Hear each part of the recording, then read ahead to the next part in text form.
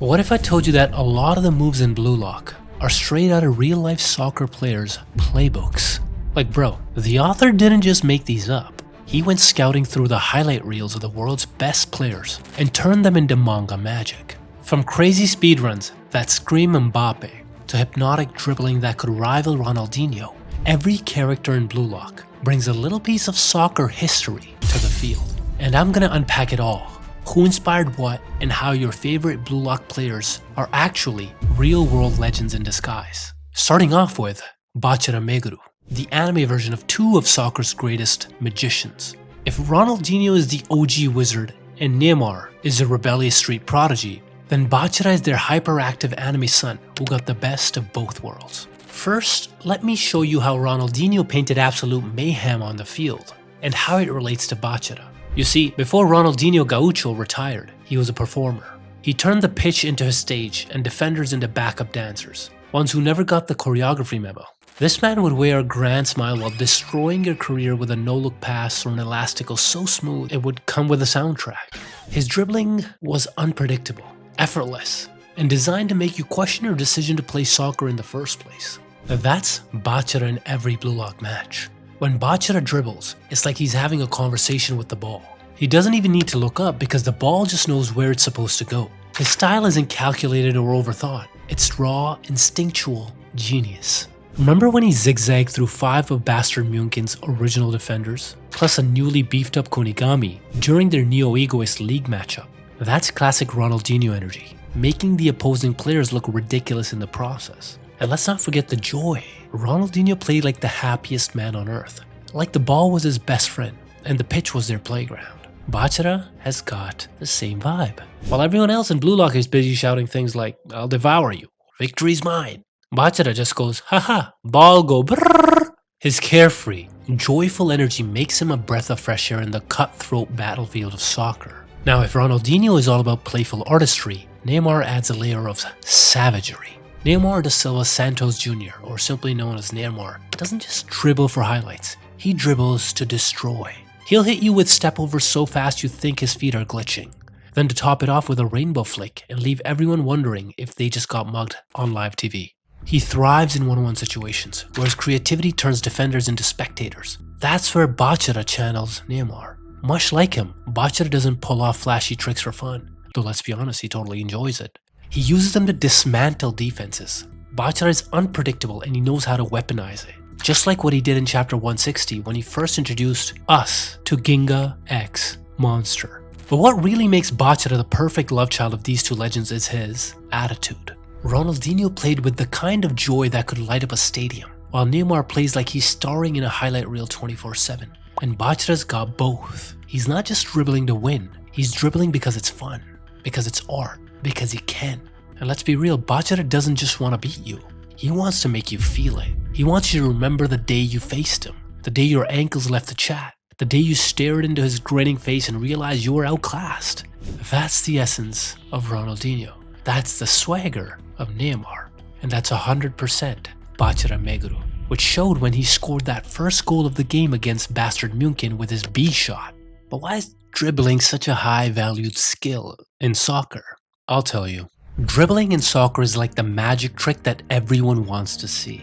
When done right, it leaves defenders bamboozled, the crowd roaring, and your teammates wondering if you've just invented a new move.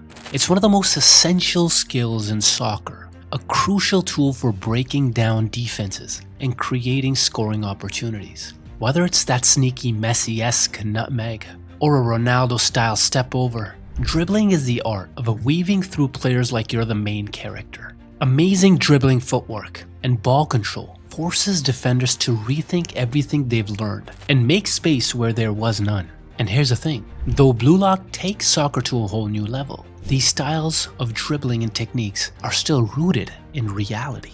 Did you know that there's a real-life soccer player who seems to predict the future like Isagi does? So Isagi seems to be playing 5D chess every time he's on the field, thinking 3 steps ahead, while the rest of the squad is still figuring out checkers. And if you're wondering who this brainy tactical genius might be modeled after, look no further than Filippo Pippo Inzaghi, the Italian striker who was basically a ghost in the box. Pippo didn't need flair to score, he had something way more terrifying: the ability to be where you least expected him. Filippo was infamous for his ability to score the simple goals, and I mean simple in the most sarcastic way possible because these were anything but. They were the product of his ridiculous soccer IQ, knowing exactly when and where to be, whether it was sneaking in behind a defender for a tap-in or being in the perfect position to pounce on a rebound. Inzaghi had a sixth sense when it came to finding goals. He wasn't worried about the aesthetics of a goal, he wanted efficiency. He's like one of my buddies who once showed up to my party, ate some cake, then left before I even noticed or anybody else did. Isagi is definitely a clone of Inzaghi. They even have a similar name, which I think is intentional. And let's be clear, Isagi is not a genius at all. He doesn't have the flair of Bachira, the raw power of Barou, or the speed of Chigiri. But what Isagi does have is an almost unbelievable ability to predict the future.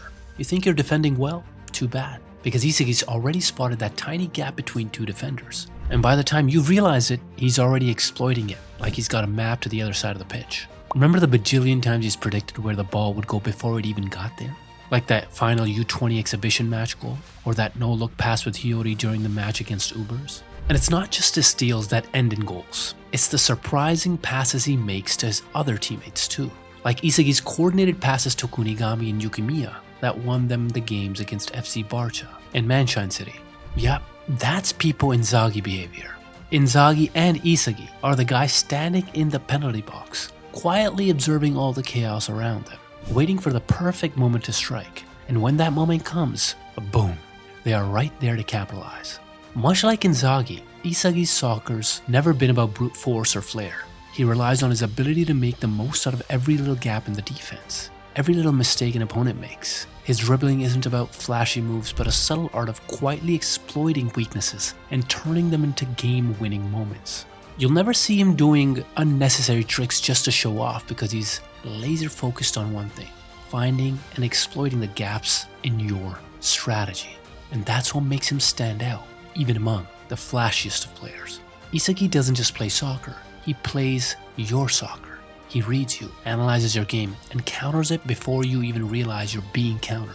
And out of nowhere, Isagi scores. And you're standing there wondering how the heck he got in there in the first place. It's the same sinking feeling Rin felt after Isagi stole his moment during the U20 exhibition match. Now from sinking, let's talk about excitement. Specifically why Isagi got so excited about meeting Noel Noa at the beginning of the Neo Egoist League.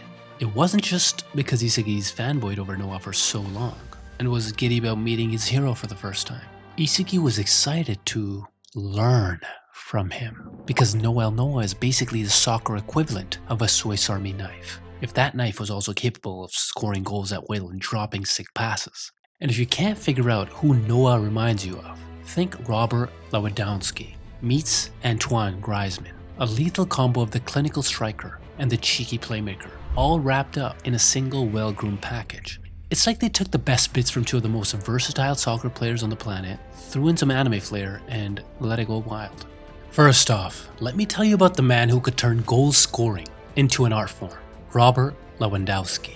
This Polish striker has a near inhuman ability to find the back of the net, like my mom has the ability to find the back of my head for a slap, no matter how many defenders are swarming him or me. I mean, this guy could score with his left foot, right foot, head, and probably his knees if he felt like it. His finishing is so clinical that it almost feels like he's got a cheat code activated. Nothing ever looks forced, everything is perfectly smooth, like butter.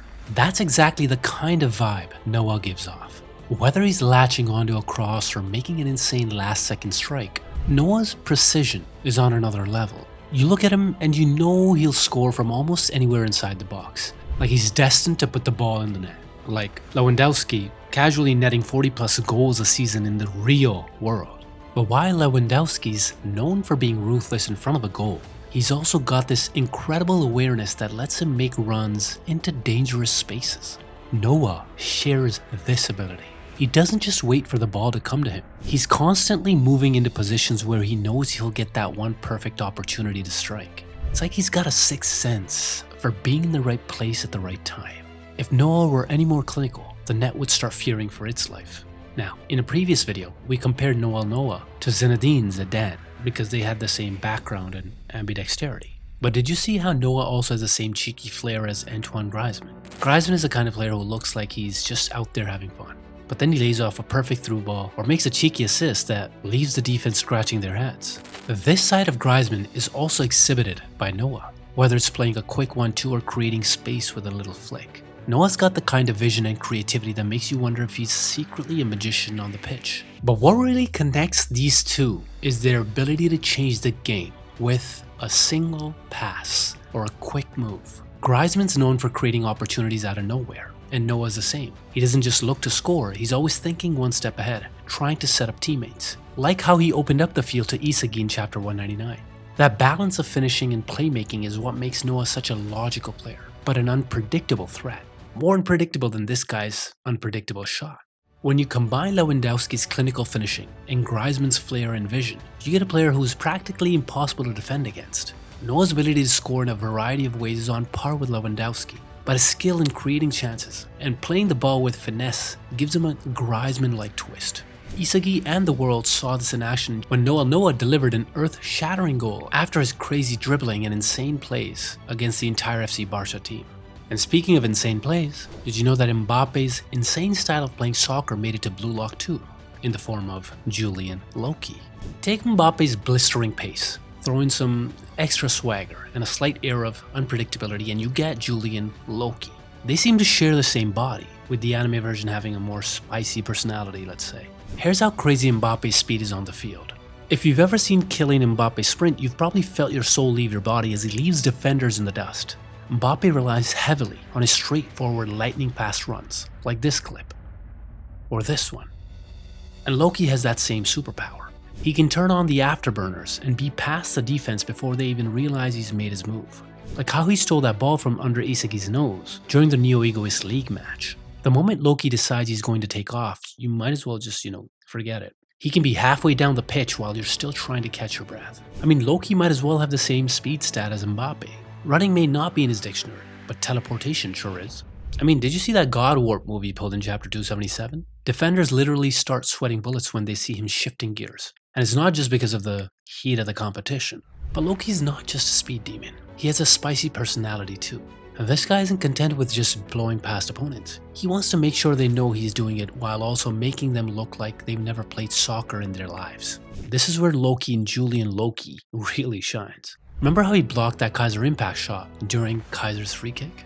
That moment proved he doesn't just run fast, he thinks fast too. He predicted where the Kaiser shot would land way ahead of the other players and used his speed to outpace Isagi.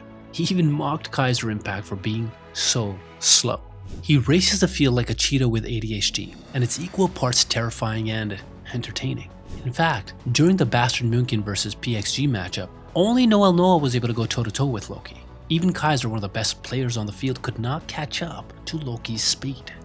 Up next, we have another speed demon from Blue Lock, Hyoma Chigiri. Now, I don't know if you know, but Chigiri's story also carries deeper emotional weight thanks to the real-life legend of Japan's own Messi, Ryo Miyaichi. Miyaichi could have been Japan's Messi, but was unfortunately held back by his injuries. Miyaichi, who was known for his blistering pace and ability to blaze past his defenders, shares a lot of stylistic similarities with Chigiri. But Miyaichi's career was derailed by injuries. We're talking serious injuries, knee ligament tears, ankle problems, and the kind of setbacks that would make anyone question whether they could continue playing at the top level. But Ryo has made a comeback in 2023 and has been making waves in the Japanese league again. Even a third ACL injury couldn't stop this guy from coming back. From downfall to comeback, just like Chigiri's own story. Remember that traumatic knee injury that almost ended Chigiri's career? It mirrored Miyaichi's struggle to stay on the field after his promising start. Both players had the speed to burn the track, but injuries kept trying to put the brakes on their dreams. It's soccer's version of the cruelest joke. Hey, you're ridiculously good, but your body is just not gonna cooperate. And that's where the real magic happens. Chigiri's comeback is a testament to what could have been the kind of player that Miyaichi should have evolved into. But he never gave up pursuing it, even until now. Truth is, just as Miyaichi got another chance at running with it, so did Chigiri. It's all thanks to Isagi's drive and encouragement back during the first days in Blue Lock. It's hard to forget the thrill of Chigiri saving the team from getting eliminated with that final goal against Team W. But it's not just Rio that inspired Chigiri's character, because just like Julian Loki, Hyoma also has that Mbappe swag. Chigiri's speed is practically its own character, always leaping ahead of the competition as if someone hit the fast forward button on a highlight reel. And if you're thinking, wow, in another light, this guy's basically like the prettier version of Kylian Mbappe. Chigiri's blazing pace is straight up Mbappe-esque, capable of turning defenders into traffic cones, making them look like they're running in slow motion while he zooms past them like a Lamborghini in a school zone. As we've previously discussed, Mbappe is the human embodiment of a jet engine strapped to a soccer ball. Known for his incredible speed and explosiveness, Chigiri does the exact same thing, burning past defenders with what looks like barely a shift in gear. Watching Mbappe glide past defenders with perfect ball control, while also sprinting faster than the speed of light, is a beautiful thing to witness. And it is alarming how much Chigiri embodies this. Chigiri's dribbles are smooth, precise, and at speeds that make you question whether the defenders are even allowed to touch the ball. Now, from a team saver, let's go to a solo player. And I'm not talking about Sung Jin Woo. I'm talking about the king himself, Shohei Barou, who rules soccer, or at least that's what he thinks. And sometimes, I start believing it. The self-proclaimed king of the field doesn't just want to win, he wants to crush everyone in his path, preferably while they're bowing down to him. If you've ever seen Mario Balotelli on the pitch, you know exactly where this is going. Barou is the anime embodiment of Balotelli's unique mix of raw power, unpredictable brilliance, and an ego the size of the stadium. But let's zero in on Balotelli and Barou's dribbling because that's where the chaos truly begins. Balotelli wasn't your textbook dribbler. He was the type to bulldoze past defenders with sheer physicality. His dribbling was about swagger and force. Just look at how Balotelli demolishes the poor defenders standing in his way in this clip. And even in this one, he didn't just dribble, he imposed himself. Barou takes that same get out of my way or get flattened energy and dials it up to, 111. When Barou's on the move, defenders get obliterated. It's raw, it's brutal, and it's completely disrespectful. He wants to score, and he will make sure you feel humiliated while he does it. Barou's playstyle is inseparable from his massive ego, much like Balotelli's own brand of on-field chaos. I mean, for Balotelli, passing, optional, teamwork, rarely. Scoring a ridiculous goal from a ridiculous position just because he can? Absolutely. That's why Barou's relentless solo runs feel so familiar. He's not playing because he has to. He's playing because he refuses to let anyone else take the spotlight. Balotelli's infamous "why always me" celebration wasn't just a meme, it was a declaration of his untouchable self-belief. Barou channels this exact energy every time he refuses to pass to Isagi, screaming, "I'm the king," even as the team is yelling at him to just play normal soccer. But what makes Barou and Balotelli so fascinating is that underneath all the ego and theatrics, there's undeniable brilliance. Both their playstyles are devastatingly effective, delivering jaw-dropping moments of genius when you least expect it. Take Balotelli's powerful runs at pace. He had a knack for combining speed and strength in a way that left defenders helpless. Barou captures this exact essence. He's a one-man wrecking crew, and his dribbling is just another weapon in his arsenal. What makes their playstyle more thrilling is the fact that they both walk a razor-thin line between brilliance and frustration. Balotelli loves taking risky shots and kicking goal from beyond the goal box. And Barou himself said, only glory with a risk of despair is enough to make his soul tremble. He also said that if he doesn't become the king of soccer, he'd rather go out in a blaze of glory. From a king who dominates, let's take a look at a silent assassin on the field, Yukimiya. Now, I don't know about you, but Yukimiya specs instantly bring another soccer legend to mind, Edgar Davids. He was a legendary Dutch midfielder who made wearing glasses while playing soccer the style statement in the 90s and early 2000s. Both Davids and Yukimiya suffer from vision impairment. Davids got glaucoma after injuring his head during a friendly match, while Yukimiya developed optic neuropathy at an early age, both of whom never stopped. While Davids was more of a midfield bulldozer, Yukimiya's core is his one-on-one emperor style, where he uses his street soccer dribbling to bring the game down to the individual level and get past his opponents. Yukimiya is Blue Lock's smooth operator, who dribbles with so much finesse. It's like the ball owes him rent money. His whole vibe screams cool under pressure, and his street soccer style of dribbling is so silky, you'd think he buttered his cleats before stepping onto the pitch. But if Edgar Davids is the inspiration for the glasses, then Eden Hazard is the blueprint of Yukimiya's dribbling. Think low center of gravity, sharp turns, and the ability to glide through defenses like he's skating on ice. Hazard had this way of making defenders think they were about to stop him, only to leave them stranded. Yukimiya does the same thing, but with that extra anime pizzazz. Like he's dodging in slow motion just to flex. Remember that time he blazed through 6 defenders during the Neo Egoist League? Like a cat trying to escape animal control? Or even before that, when he showed Japan's U20 team the power and control of street soccer dribbling. Talking about control, here is someone who exudes an almost unsettling level of it, while the rest of us are just watching his masterpiece unfold. Itoshi Rin treats soccer like a battlefield, and defenders like targets to annihilate. His soccer plays are stuff that keeps defenders up at night. Isagi can vouch for that. Bro was too eager to confront Rin after losing to him during the 3rd selections. And you know who he reminds me of? The legend himself, Lionel Messi. Messi's dribbling skills are straight up out of the world. His moves are quick, smooth, and unpredictable, leaving defenders looking lost, like they just got hit with a blue screen of death. Messi's dribbling isn't just fancy either. It's almost smart. He knows when to zigzag or drop a shoulder to fake out his opponents. With his low center of gravity, short king energy, Messi can change direction faster than Isagi can say metavision. But while Messi's dribbling is poetry in motion, Rin's is a cold-blooded hit list with 0 wasted movements. Rin doesn't dribble around you, he dribbles through you, like you weren't even there to begin with. He doesn't waste time with flashy tricks or unnecessary flair. He'll fake left, cut right, and by the time you realize what's happened, he's already setting up the next move. It's dribbling stripped down to its most lethal form. Part of what makes Rin's dribbling so deadly is his insane mindset. Rin is not just trying to beat his opponents, he's actually ready to put his life on the line in order to destroy anyone who stands in his way. We saw him exhibit this for the first time when he unlocked his ego during the U20 exhibition match. Rin confronted every defender and made them bring out their strengths, only to destroy their confidence and crush their best plays in the dust. His sharp changes in direction, combined with his freakish control, leaves defenders frozen, wondering if they're in a real game or a nightmare sequence. But what adds another layer to his dribbling is Rin's obsession with winning, fueled by his rivalry with Big Bro Itoshi Sei. Every move Rin makes on the pitch is like a declaration to say, I'm better than you, and I'll prove it with every touch. Proof of this fact is that even in the middle of the final Neo Egoist League match against Bastard München, Rin is still seeing Sei's disappointing face egging him on. But Rin isn't the only person with the talent and the obsession to win, because he's just one of the 14 geniuses in Blue Lock.